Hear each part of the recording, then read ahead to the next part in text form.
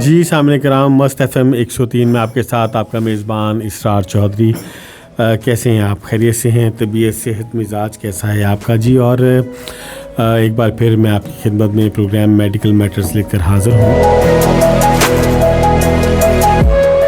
سامعین کرام، کینسر کسی زمانے میں کہتے تھے کہ کینسر لا علاج ہے، جو کہ اب نہیں.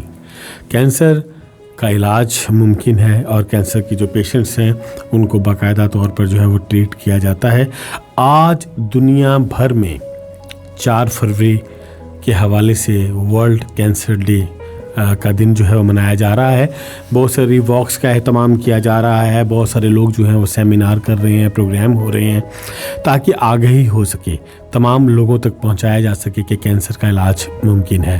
اسی سلسلہ میں ہم نے آج مہمان شخصیت جسے دعوت دی ہے اپنے اسٹوڈیوز میں، کسی تعارف کے محتاج نہیں، MINAR cancer hospital Multan, atomic energy commission کا یہ ہاسپٹل ہے ملتان، اور یہاں سے ہم سینئر کنسلٹنٹ ماہر امراض کینسر ڈاکٹر عبدالمتین ہمارے ساتھ ہیں.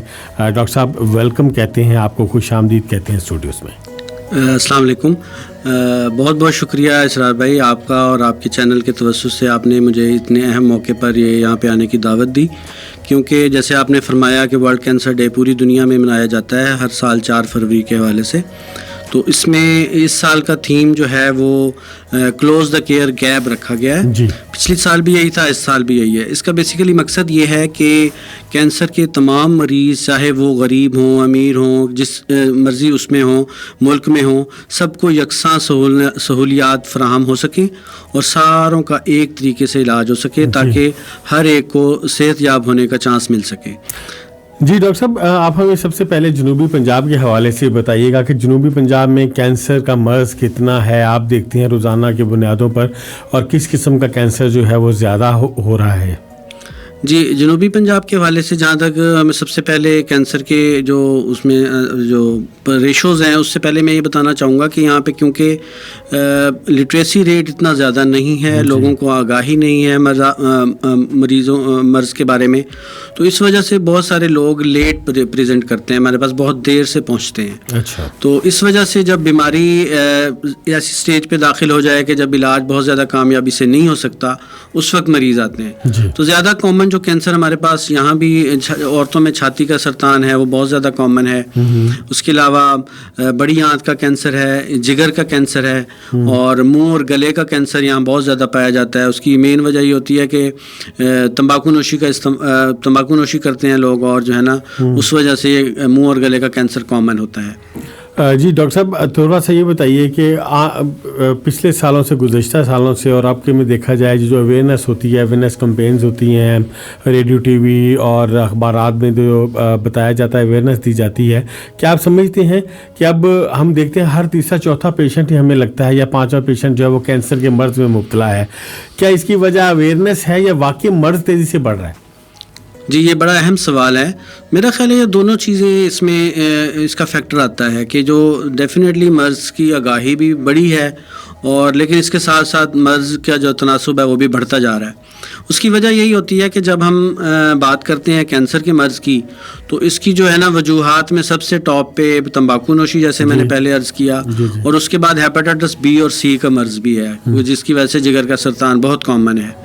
تو جگر کا سرطان پچھلے سالوں میں 5-6 سالوں میں ہم نے دیکھا کہ بہت زیادہ تیزی سے بڑھتا ہوا نظر آ رہا ہے. تو ڈیفینیٹلی جو میڈیا کی آگاہی ہے وہ بڑی کامیابی کے ساتھ جاری ہے. سال میں ہم تھرو آؤٹ دا ایئر مختلف پروگرامز کرتے ہیں، سیمینارز کرتے ہیں، بلکہ کچھ لوگ کیمپس بھی کرتے ہیں جا کے دور دراز کے علاقوں میں، تاکہ لوگوں کو آگاہی دی جائے، تاکہ اگر وہ کسی کو خدا نخواستہ کوئی ایسی علامت آتی ہے جس سے کینسر واضح ہو تو فوری طور پہ اپنے ڈاکٹر سے جا کے رجوع کریں. تو ڈیفینیٹلی آگاہی تو ہے. اس کے علاوہ مرض کا تناسب بھی ڈیفینیٹلی بڑا ہے.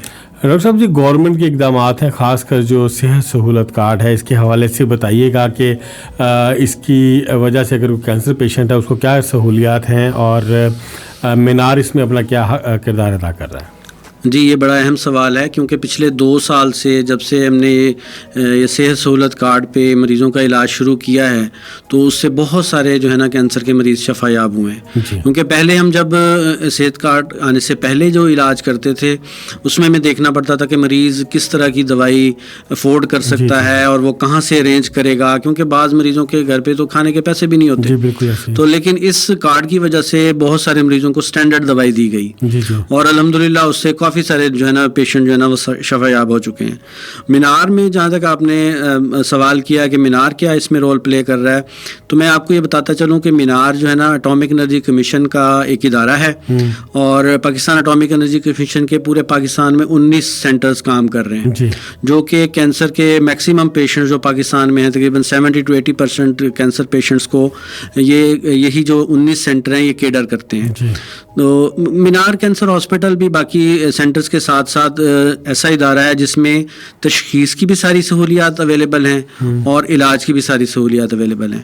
تشخیص کے لیے کہ ہمیں الٹرا ساؤنڈ چاہیے، ہمیں ایکو چاہیے، ہمیں بون سکین چاہیے، سی ٹی سکین، MRI، یہ ساری چیزیں مینار میں الحمدللہ اویلیبل ہیں اور یہ ساری چیزیں صحت کارڈ پہ ہو سکتی ہیں. اور اسی طرح علاج کے لیے ہمیں 2 چیزیں جو بڑی سب سے اہم کام کرتی ہیں وہ کیمو تھراپی اور ریڈیشن تھراپی، تو دونوں چیزیں ہمارے پاس موجود ہیں. ڈاکٹر صاحب کمرشل بریک کی طرف جانا ہے، اس کے بعد مزید تفصیلات آپ سے معلوم کریں گے. جی سامعین کرام، کمرشل بریک، اس کے بعد ہم واپس آتے ہیں.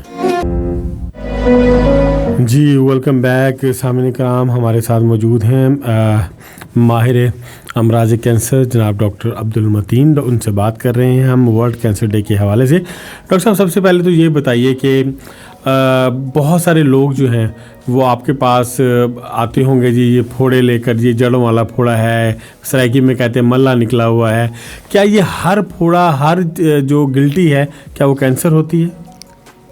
ساز بھائی بڑا اہم سوال ہے، کیونکہ جو ظاہر ہے جب ہم کینسر کی علامتوں کی بات کرتے ہیں تو اس میں گلٹی کا نمودار ہونا ایک سب سے پہلی چیز ہوتی ہے. تو ہر گلٹی، جیسے میں آپ نے فرمایا کہ ہر گلٹی کینسر ہو سکتی ہے، تو ایسی بات نہیں ہے. ہر گلٹی کینسر نہیں ہوتی. بہت ساری گلٹیاں ایسی ہوتی ہیں جن میں جڑ نہیں ہوتی اور وہ جڑوں والی نہیں ہوتی اور وہ خطرناک نہیں ہوتی، ان کو کہتے ہیں بینائن ٹیومرز.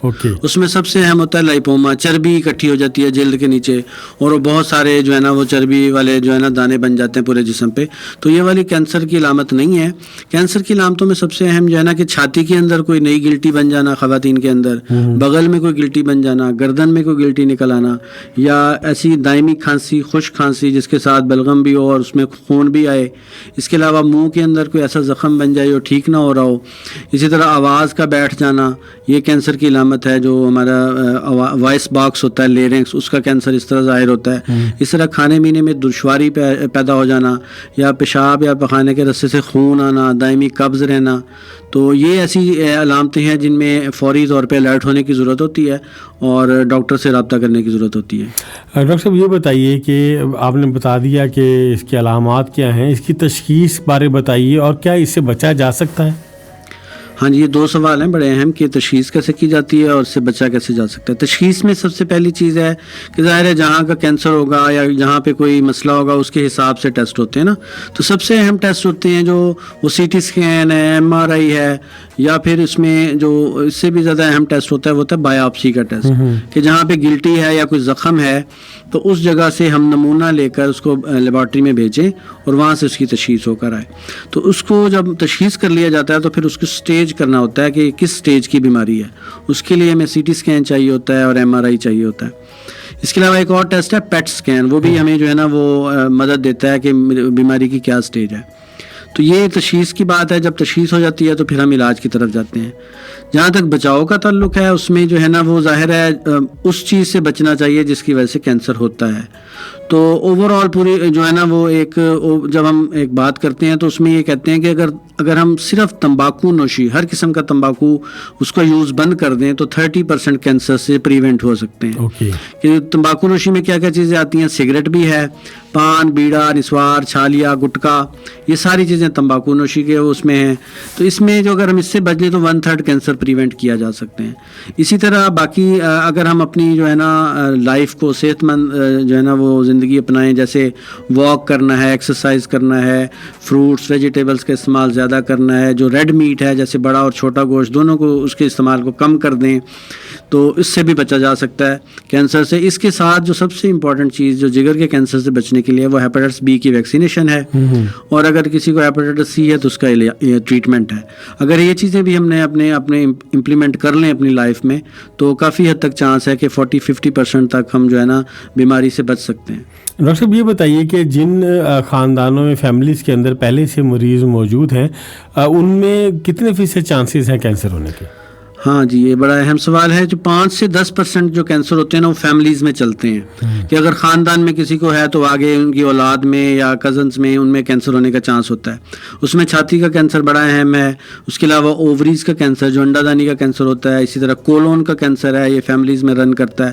تو ان سے بچنے کے لیے بس یہی ہوتا ہے کہ اسکریننگ کی جاتی ہے کہ اگر خاندان میں کسی کو پہلے مرض ہے تو اس کے جو بچے ہیں یا اس کے بہن بھائی ہیں وہ اپنی اسکریننگ کروائیں۔ جیسے اگر چھاتی کا کینسر اگر کسی کی فیملی میں ہے تو بچیوں کو چاہیے کہ جو ہے نا 35 سال یا 30 سال کی عمر میں میموگرافی شروع کروا لیں، اور اسی طرح اگر کسی کو بڑی آنت کا کینسر ہے فیملی میں تو ان کے باقی دوسرے لوگوں کو کولونوسکوپی وغیرہ تجویز کی جاتی ہے۔ ڈاکٹر صاحب آپ نے بہت مفید معلومات دی، ہمیں یہ بتائیے گا کہ عام سننے والوں کو، ہماری بچیوں کو جو کہ اسکول کالجز میں پڑھتی ہیں خاص کر ان کو، اور ہمارے نوجوانوں کو، کہ کس طریقے سے اپنا لائف اسٹائل چینج کر کے وہ اس موذی مرض سے بچ سکتے ہیں؟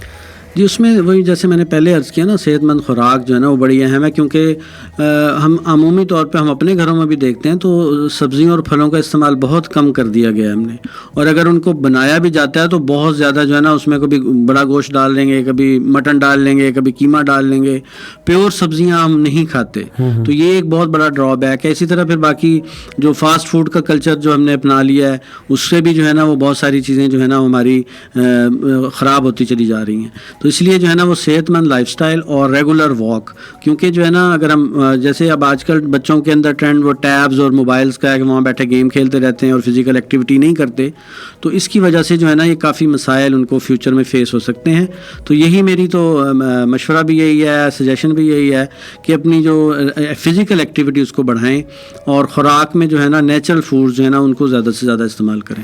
ڈاکٹر صاحب بہت شکریہ، آپ نے بہت تفصیل سے جو ہے وہ آج ورلڈ کینسر ڈے کے حوالے سے ہمارے سننے والوں کے ساتھ گفتگو کی۔ آپ کی آمد کا بہت زیادہ شکریہ۔ جی، آپ کا بھی بہت شکریہ۔ جی، تھینک یو سو مچ۔ جی سامعین کرام، ڈاکٹر عبدالمتین ہمارے ساتھ موجود تھے، ماہر امراض cancer, MINAR cancer hospital, atomic energy commission Pakistan کا یہ ہاسپٹل ہے، اور انہوں نے بتایا کہ اگر آپ وقت پر تشخیص کروا لیں تو کینسر کا علاج جو ہے وہ ممکن ہے، اور نوجوانوں کے لیے کہ اپنا لائف سٹائل بہتر کیجیے، اور جو اپنی خوراک ہے اس کے اندر جو ہے آپ تھوڑے سے چوزی ہو جائیے، ریڈ میٹ کا استعمال کم کیجیے، اور جب بھی کوئی آپ کو شکایت موصول ہو فوری طور پر اپنے معالج سے رابطہ کیجیے۔ اس کے ساتھ ہی اپنے میزبان اسرار چودھری کو اجازت دیجیے، انشاءاللہ تعالیٰ کسی اگلے پروگرام میں نئی ٹاپک، نئی مہمان شخصیت کے ساتھ ملاقات ہوگی۔ تب تک اللہ نگہبان۔